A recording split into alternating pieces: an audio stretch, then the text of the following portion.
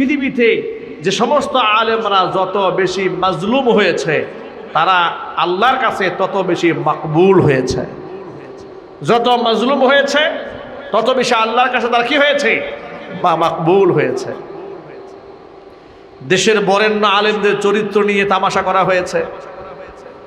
কত রাজা প্রজারা দুনিয়া থেকে চলে গেল, কত এমপি মন্ত্রীরা মারা গেছে, জানাজা হয়েছে এতিমের মতো, ভিক্ষুকের মতো। কত শিল্পপতিরা মারা গেছে, মাইকিং করে জানাজার লোক খুঁজে পাওয়া যাচ্ছে না। কিন্তু একেবারে সামান্য জীবনযাপন করেছে, রীতিমতো দুনিয়াতে সাদেকি জীবনযাপন করেছে এমন একজন ব্যক্তি দুনিয়া থেকে মারা গেছে। জানাজার নামাজে লক্ষ লক্ষ মানুষের ঢল নেমে গেছে। আবার সেই জানাজার মুসল্লিগুলো কোন কাতারের মুসল্লি? অজু ছাড়া মুসল্লি নয়, শ্রেষ্ঠ শ্রেষ্ঠ সমাজের শ্রেষ্ঠ বাসা বাসা মাটাগুলো জানাজার নামাজ পড়ার জন্য পাগল পারা হয়ে গিয়েছে। বিভিন্ন মাদ্রাসার মুফতি, মুহাদ্দিস, মুফাসসির, বিভিন্ন মসজিদের খতিব, বিভিন্ন খানকার পীর, দরবেশ, ওলি, এই সমস্ত ব্যক্তিরা এই ব্যক্তির জানাজার নামাজে গিয়ে নিজেদেরকে ধন্য মনে করছে। আল্লাহু আকবার। উত্তরাতে থাকতেন প্রফেসর হামিদুর রহমান রহমাতুল্লাহি আলাইহি, নব্বারাল্লাহু মারকাদাহু ওয়া জাআলাল জান্নাতা মাসওয়াহু। সকলে বলেন আমিন। হাফিজ হুজুর রহমাতুল্লাহি আলাইহির সান্নিধ্য ধন্য, তার স্নেহ ধন্য, তার সান্নিধ্যে একজন প্রফেসর আল্লাহর ওলিতে, আল্লাহর কুতুবে পরিণত হয়েছিলেন।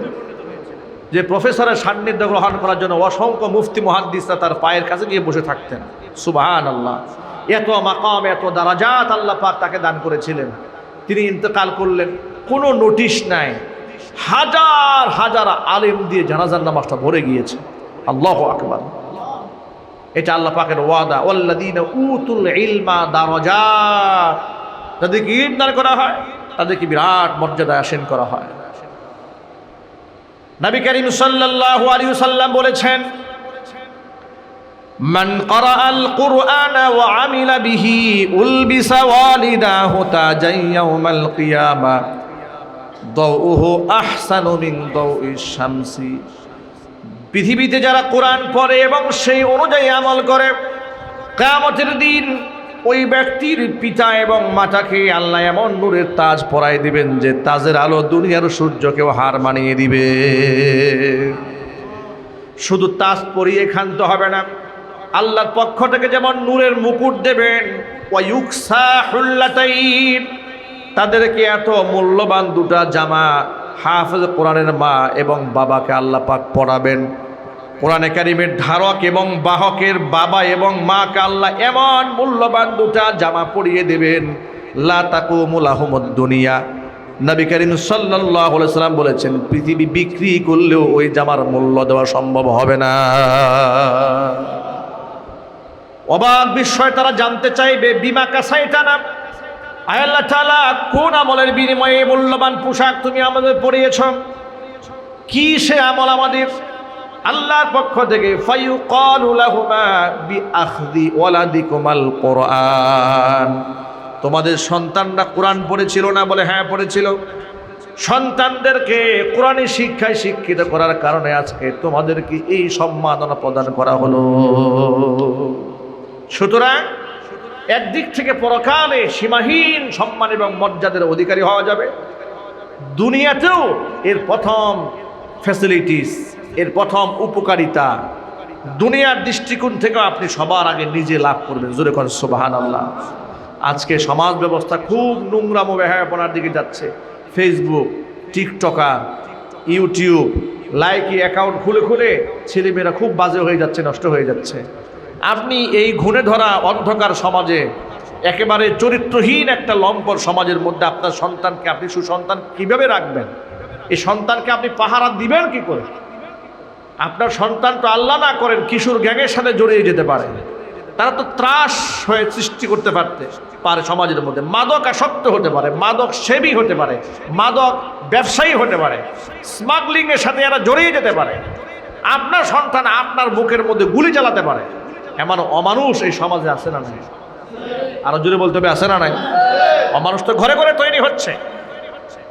আমাদের সন্তানরা যেন আমাদের চোখের শীতলতা হয়, আমাদের সন্তানরা যেন কিয়ামতের ময়দানে আমাদের নাজাতের ওসিলা হয়। জোরে কোন আমিন। আর সেজন্য আমাকে এখন থেকে সিদ্ধান্ত গ্রহণ করতে হবে। আপনি যদি জমিনের মধ্যে তেঁতুল গাছ লাগান, ওই গাছ থেকে আপেল কোনোদিন আশা করা যায় না। আলহামদুলিল্লাহ আলহামদুলিল্লাহি নাহমাদুহু ওয়া নাস্তাঈনুহু ওয়া নাস্তাগফিরুহু ওয়া নাউযু বিল্লাহি মিন শুরুরি আনফুসিনা ওয়া মিন সাইয়্যাতি আ'মালিনা। من يهده الله فلا مضل له ومن يضلله فلا هادي له ونشهد أن لا إله إلا الله وحده لا شريك له ونشهد أن سيدنا ونبينا وحبيبنا وشفيعنا ومولانا محمدا عبده ورسوله الذي أرسله بالحق بشيرا ونذيرا وداعيا إلى الله بإذنه وسراجا منيرا. أما بعد فأعوذ بالله من الشيطان الرجيم. بسم الله الرحمن الرحيم. إن الله وملائكته يصلون على النبي يا أيها الذين آمنوا صلوا عليه وسلموا تسليما. اللهم صل على محمد وعلى آل محمد كما صليت على إبراهيم وعلى آل إبراهيم إنك حميد مجيد. اللهم بارك على محمد وعلى آل محمد كما باركت على إبراهيم وعلى آل إبراهيم إنك حميد مجيد.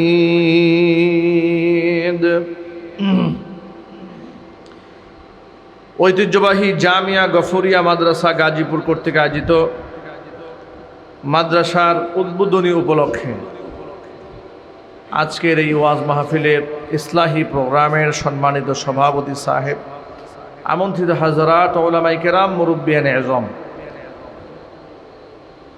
প্রচণ্ড গরমকে উপেক্ষা করে যে সমস্ত ভাইরা আজকে এই ইসলাহি প্রোগ্রামে এসেছেন, মহান আল্লাহর কাছে আমরা দোয়া করছি আল্লাহ রব্বুল আলামিন যেন এই মাজলিসকে কবুল করে আমাদের সকলের নাজাত এবং মুক্তির ফয়সালা করে দেন। অত্র এলাকার সমস্ত মুর্দেকানের কবরে আযাব আল্লাহ রব্বুল আলামিন কিয়ামত পর্যন্ত মাফ করে দেন। আজকের এই ছোট্ট প্রোগ্রামের মাধ্যমে আল্লাহ পাক যেন আমাদের অন্তরটাকে কোরআনের নূর দিয়ে ভরপুর করে দেন। দেখুন, কোরআনময় জীবন গড়লে আল্লাহ পাক ইজ্জত বাড়িয়ে দেন। কোরআনে কারীম সম্মান এবং মর্যাদার প্রতীক। নবী করিম সাল্লাল্লাহু আলাইহি ওয়াসাল্লামের বিখ্যাত সাহাবী উবাই ইবনে কাব রাদিয়াল্লাহু তাআলা আনহু, ইন্নাহু কানা কাতিবাল ওয়াহয়ি, তিনি ওহী লিখক ছিলেন। কোরআনে কারীম যখন নাজিল হতো নিজ হাতে কোরআনে কারীম লিখে সংরক্ষণ করতেন যে সমস্ত সাহাবায়ে কেরাম, তাদের মধ্যে একজনের নাম ছিল উবাই ইবনে কাব রাদিয়াল্লাহু তাআলা আনহু। নবী করিম সাল্লাল্লাহু আলাইহি ওয়াসাল্লাম একদিন উবাই ইবনে কাবকে ডেকে বললেন, ও উবাই, আমারনি আযজা ওয়া জাল্লা আন আকরা আলাইকাল কোরআন وفي رواية أن أقرأ عليك لم يكن الذين كفروا من أهل الكتاب. উবাই ইবনে কাবকে ডেকে নবী করিম সাল্লাল্লাহু আলাইহি ওয়াসাল্লাম বললেন, ও উবাই শোনো, আল্লাহ আমাকে নির্দেশ প্রদান করেছে আমি যেন তোমাকে সূরা বাইয়িনা তেলাওয়াত করে শোনাই। একথা শুনে উবাই ইবনে কাব খুব আঁতকে উঠলেন, চমকে উঠলেন যে আল্লাহ তাআলা আমাকে কোরআন শোনাতে বলেছে, হে রাসূল আপনাকে? বলে হ্যাঁ। তো আওয়াজ সাম্মানি ইয়া রাসূলুল্লাহ, আপনি যে বলেন আমাকে আল্লাহ শোনাতে বলেছেন, তো আল্লাহ কি আমার নামটা উচ্চারণ করেছে নাকি? আওয়াজ সাম্মানি। আল্লাহর হাবিব সাল্লাল্লাহু আলাইহি ওয়াসাল্লাম বলেন হ্যাঁ, আল্লাহ তোমার নাম ধরে বলেছে উবাইকে কোরআন শোনাও। একটুখানি চিন্তা করে দেখুন, আল্লাহ পাকের জবানে উচ্চারিত হয়েছে উবাই ইবনে কাব রাদিয়াল্লাহু তাআলা আনহুর নাম। কারণ কি? ইন্নাহু কানা মুআল্লিমাল কোরআন। উবাই ইবনে কাব কোরআনের শিক্ষক ছিলেন।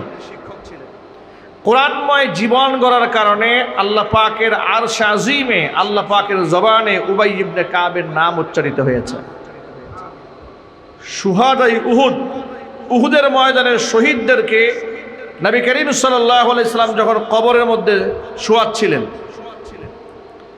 ৭০ জন সাহাবী উহুদে শহীদ হয়েছিলেন।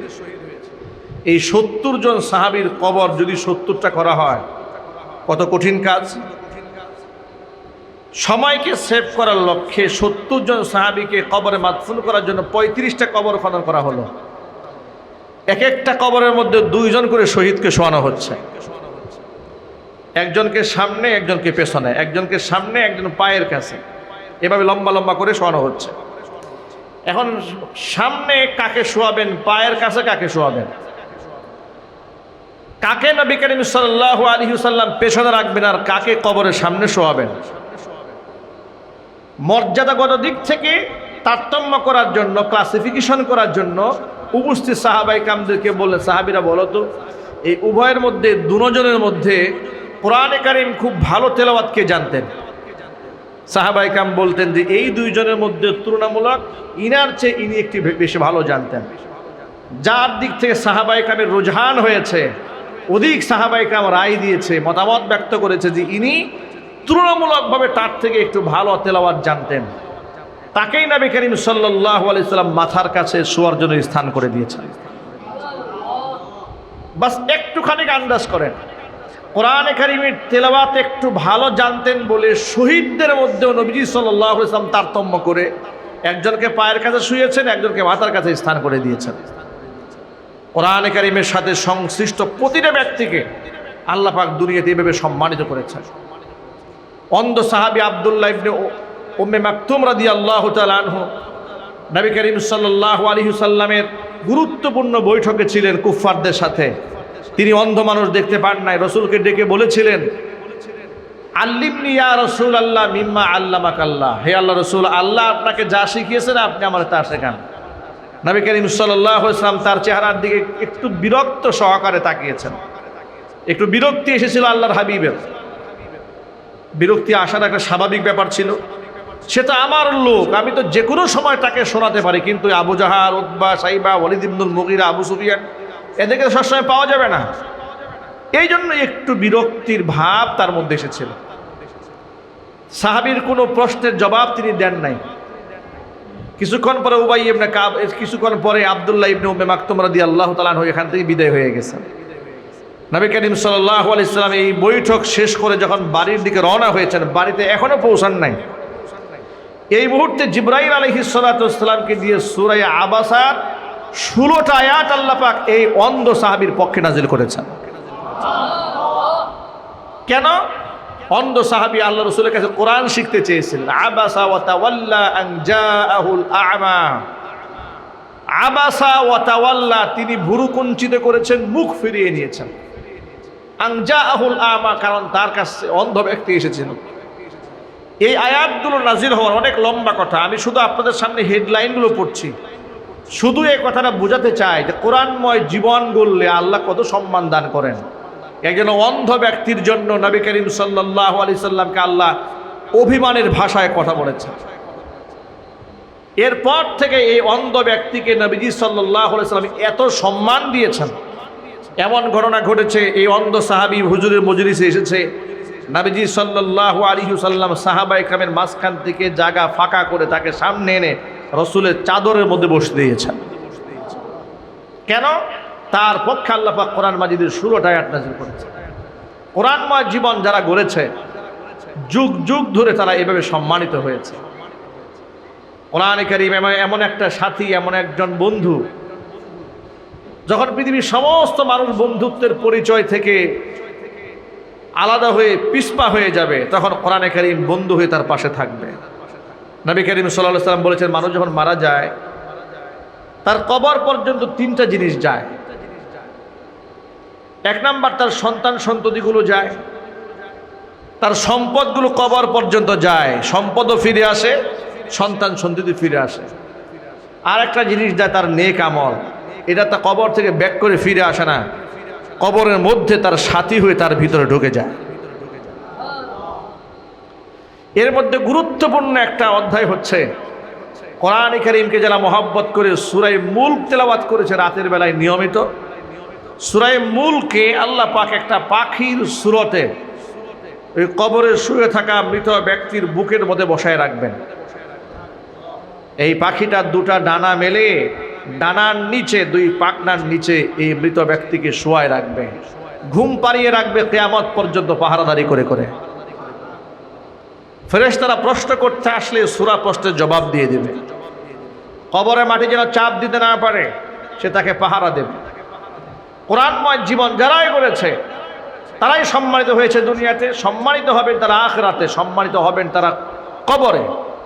সুতরাং আমি আমার সকল ভাইদেরকে উদাত্ত আহ্বান জানাই, আমার প্রথম বক্তব্য হচ্ছে, আসুন আমরা কোরআনময় জীবন করি, কোরআন নিজেরা শিখি, সন্তানদেরকে শিক্ষা দেই। নবী করিম সাল্লাল্লাহু আলাইহি ওয়াসাল্লাম আমাদেরকে উদ্বুদ্ধ করেছেন, হুজুর বলেছেন, কুন আলিমান, যদি সম্ভব হয় আলেমের তো ব্যাপক মর্যাদা, আলেমদের এত সম্মান, এত মর্যাদা। ইয়ারফাইল্লাহুল্লাযীনা আমানু মিনকুম ওয়াল্লাযীনা উতুল ইলমা দারাজাত। আল্লাহ পাক বলেন, ইমানদার বান্দাদের সম্মানকে আমি আল্লাহ বৃদ্ধি করে দেব। ওয়াল্লাযীনা উতুল ইলমা দারাজাত, যাদেরকে ইলম দান করা হয় ওই সমস্ত ব্যক্তিদের মর্তবা আমি আল্লাহ পাক বহু গুণে উপরে উঠায় দেব। যাদেরকে ইলম দেওয়া হয় তাদের অনেক মর্যাদা আল্লাহ উঠায় দেন। পৃথিবীর কোনো বড় ডাক্তার, কোনো ইঞ্জিনিয়ার, কোনো রাষ্ট্রপতি, কোনো প্রাইম মিনিস্টারকে লোকেরা বলে না ও ডাক্তার, ও ইঞ্জিনিয়ার, ও শিল্পপতি, ব্যারিস্টার, আমার মাথার মধ্যে একটু হাত রাখেন, আমার পিঠের মধ্যে একটু হাত রাখেন, কিংবা আমার পানির মধ্যে একটু ফু দিয়ে দেন। পৃথিবীর কোনো রাজা বাদশাকে বলে না আমার ঘরের মধ্যে একটু পা রাখেন, বরকত হবে। কেউ কোনোদিন বলে না পৃথিবীর কোনো শিক্ষিত লোককে যে আপনি খাবার খান, ঝুটা খাবারটা বরকতের জন্য আমরা নিজেরা ভাগাভাগি করে খেয়ে নেব। কসম আল্লাহর, পৃথিবীর কোনো শিল্পপতির ঝুটা মানুষ খেতে চায় না। কিন্তু আলেমদেরকে মানুষ কি মোহাব্বত করে, মানুষের অন্তরে আল্লাহ কেমন মোহাব্বত ঢুকিয়ে দিয়েছেন। কোনো প্রোগ্রামে আমরা গেলে, আমরা গুনাহগার বান্দারা গেলে অসংখ্য লোকেরা বলতে থাকেন, হুজুর খাবার বেশি হলেও ভয়ের কোনো কারণ নাই, আপনার জুটা খানা খাওয়ার জন্য আমরা অসংখ্য মানুষ প্রস্তুত হয়ে বসে আছি। এক মাহফিলে গিয়েছি, আমাদেরকে অনেক খাবার দিয়েছে, জোর করে খাবার দিচ্ছে। আমি বললাম, ভাই খাবারে তো জোরাজুরি করলে হবে না, আমি খানা সীমিত খাই। তারা বলে, হুজুর এটা বেশি দেওয়া হচ্ছে, এটা প্ল্যান আছে। আমি বললাম, বেশি খাবার দিচ্ছে আবার কিসের প্ল্যান? বলে, হ্যাঁ আছে প্ল্যান একটা। আপনি বেশি খানা আপনাকে দেওয়া হচ্ছে এই জন্য যে আপনার খানা যেন জুটা হয়, অতিরিক্ত হয়।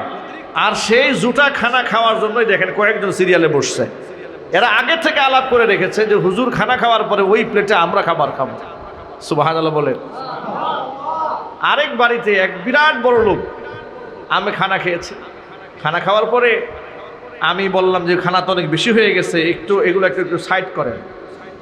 সাথে দাঁড়িয়ে থাকা তার এক ওই ভদ্রলোকের খাদেম, সে বলল, হুজুর খানাটা আমাকে দেন, আমি খেয়ে ফেলি। বাড়িওয়ালা বলছে, না না না, তোমাকে সাইড করতে বলেছি তোমাকে খাওয়ার জন্য না, আমি তোমাকে বলেছি এটা সংরক্ষণ করে রাখো, এই খানা আমি খাবো। এই মহব্বত পৃথিবীর কোনো ব্যক্তিকে মানুষ করে না, একমাত্র কোরআনময় জীবন যারা গড়ে তাদের প্রতি মানুষের এই মহব্বত আল্লাহ পাক নিজে তৈরি করে দেন। দেখুন যারা কোরআনময় জীবন গড়ে তাদেরকে নিয়ে মানুষ কত অপবাদ দেয়, কত মিথ্যা কথা বলে, ফেসবুকে কত লেখালেখি করে, কত বাজে উক্তি করে, যাতে করে তাদেরকে মান সম্মান একটু নষ্ট করা যায়। কিন্তু এটা কি করা সম্ভব হয়েছে? আমি আমার ভাষায় অনেক মাহফিলের কথাটা বলি, আজও বলছি, পৃথিবীতে যে সমস্ত আলেমরা যত বেশি মাজলুম হয়েছে তারা আল্লাহর কাছে তত বেশি মাকবুল হয়েছে। যত মাজলুম হয়েছে তত বেশি আল্লাহর কাছে তারা কি হয়েছে? বা মাকবুল হয়েছে। দেশের বরেণ্য আলেমদের চরিত্র নিয়ে তামাশা করা হয়েছে। কত রাজা প্রজারা দুনিয়া থেকে চলে গেল, কত এমপি মন্ত্রীরা মারা গেছে, জানাজা হয়েছে এতিমের মতো, ভিক্ষুকের মতো। কত শিল্পপতিরা মারা গেছে, মাইকিং করে জানাজার লোক খুঁজে পাওয়া যাচ্ছে না। কিন্তু একেবারে সামান্য জীবনযাপন করেছে, রীতিমতো দুনিয়াতে সাদেকি জীবনযাপন করেছে এমন একজন ব্যক্তি দুনিয়া থেকে মারা গেছে। জানাজার নামাজে লক্ষ লক্ষ মানুষের ঢল নেমে গেছে। আবার সেই জানাজার মুসল্লিগুলো কোন কাতারের মুসল্লি? অজু ছাড়া মুসল্লি নয়, শ্রেষ্ঠ শ্রেষ্ঠ সমাজের শ্রেষ্ঠ বাসা বাসা মাটাগুলো জানাজার নামাজ পড়ার জন্য পাগল করা হয়ে গিয়েছে। বিভিন্ন মাদ্রাসার মুফতি, মুহাদ্দিস, মুফাসসির, বিভিন্ন মসজিদের খতিব, বিভিন্ন খানকার পীর, দরবেশ, ওলি, এই সমস্ত ব্যক্তিরা এই ব্যক্তির জানাজার নামাজে গিয়ে নিজেদেরকে ধন্য মনে করছে। আল্লাহু আকবার। উত্তরাতে থাকতেন প্রফেসর হামিদুর রহমান রহমাতুল্লাহি আলাইহি, নব্বারাল্লাহু মারকাদাহু ওয়া জাআলাল জান্নাতা মাসওয়াহু। সকলে বলেন আমিন। হাফিজ হুজুর রহমাতুল্লাহি আলাইহির সান্নিধ্য ধন্য, তার স্নেহ ধন্য, তার সান্নিধ্যে একজন প্রফেসর আল্লাহর অলিতে, আল্লাহর কুতুবে পরিণত হয়েছিলেন। যে প্রফেসরের সান্নিধ্য গ্রহণ করার জন্য অসংখ্য মুফতি মুহাদ্দিসরা তার পায়ের কাছে গিয়ে বসে থাকতেন। সুবহানাল্লাহ। এত মাকাম, এত দারাজাত আল্লাহ পাক তাকে দান করেছিলেন। তিনি ইন্তেকাল করলেন, কোনো নোটিশ নাই, হাজার হাজার আলেম দিয়ে জানাজার নামাজটা ভরে গিয়েছে। আল্লাহু আকবার।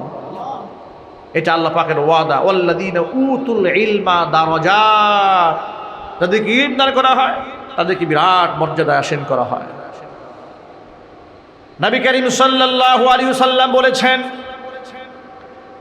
মান ক্বারাআল কুরআনা ওয়া আমিলা বিহি উলবিসা ওয়ালিদাহু তাজান ইয়াউমাল কিয়ামা দাউহু আহসানু মিন দাউইশ শামসি।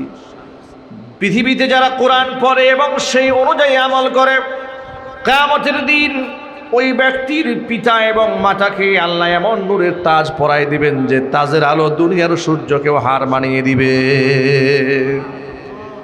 শুধু তাজ পরিয়ে ক্ষান্ত হবে না, আল্লাহর পক্ষ থেকে যেমন নূরের মুকুট দেবেন, ওয়ায়ুকসা হুল্লাতাইন, তাদেরকে এত মূল্যবান দুটা জামা হাফেজ কোরআনের মা এবং বাবাকে আল্লাহ পাক পরাবেন।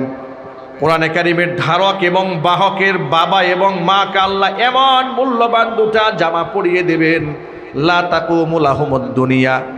নবী করিম সাল্লাল্লাহু আলাইহি সাল্লাম বলেছেন, পৃথিবী বিক্রি করলেও ওই জামার মূল্য দেওয়া সম্ভব হবে না। অবাক বিষয় তারা জানতে চাইবে, বিমা কাসাইতানা, আয় আল্লাহ তাআলা কোন আমলের বিনিময়ে মূল্যবান পোশাক তুমি আমাদের পরিয়েছ? কি সে আমল আমাদের? আল্লাহর পক্ষ থেকে ফায়ুকালু লাহুমা বিআখযি ওয়ালাদিকুমাল কুরআন। তোমাদের সন্তানরা কোরআন পড়েছিল না? বলে হ্যাঁ পড়েছিল। সন্তানদেরকে কোরআনী শিক্ষায় শিক্ষিত করার কারণে আজকে তোমাদেরকে এই সম্মাননা প্রদান করা হলো।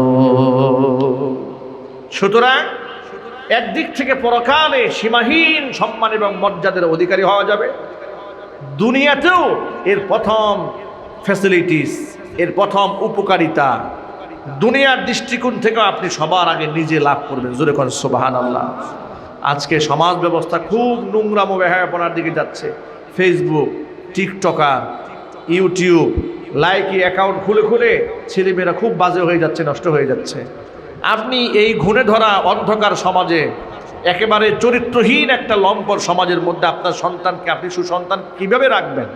এই সন্তানকে আপনি পাহারা দিবেন কি করে?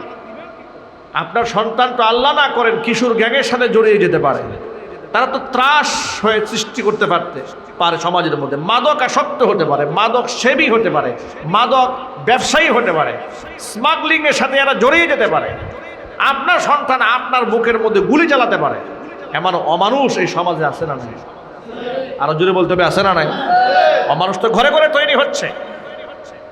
আমাদের সন্তানরা যেন আমাদের চোখের শীতলতা হয়, আমাদের সন্তানরা যেন কিয়ামতের ময়দানে আমাদের নাজাতের ওসিলা হয়। জোরে কোন আমিন। আর সেজন্য আমাকে এখন থেকে সিদ্ধান্ত গ্রহণ করতে হবে। আপনি যদি জমিনের মধ্যে তেঁতুল গাছ লাগান, ওই গাছ থেকে আপেল কোনোদিন আশা করা যায় না।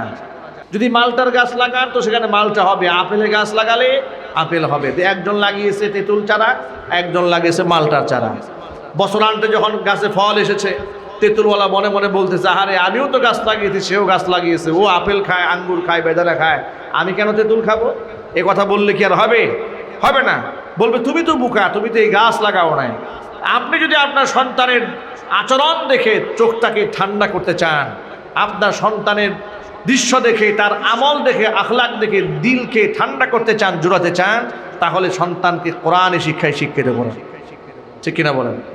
সন্তানের সিনার মধ্যে কোরআন দিয়ে দেন, আপনার সন্তান মুআদ্দাব হবে, আপনার সন্তান ভদ্র হবে, আপনার সন্তান গুন্ডামাস্তান হবে না, জীবনে আপনার চোখের উপর চোখ রাঙিয়ে কথা বলবে না। হাজারো নজিরা উপস্থাপনা করা যাবে, দৃষ্টান্ত উপস্থাপনা করা যাবে আপনাদের সামনে। এই যে আমাদের গাজীপুরে, মণিপুরে বৃদ্ধাশ্রম আছে, যদি আমার কথা একটু বাস্তবতা মিলাই দেখতে চান, একটুখানি একদিনের জন্য বৃদ্ধাশ্রম ঘুরে আসুন। সেখানে গিয়ে দেখবেন বড় বড় doctor, engineer, lawyer, barrister, professor, রাজনীতিবিদ, সেনা অফিসার, বড় বড় ভিআইপি পার্সন, সিআইপি পার্সনের বাপ মাকে একেবারে এতিমের মতো, অসহায়ের মতো সন্তানরা ফেলে রেখে পালায় গেছে। আল্লাহর কসম, কোরআনময় জীবন যারা গড়েছে, এমন একজন মানুষের বাপ মাকেও বৃদ্ধাশ্রমে পাওয়া যায় না।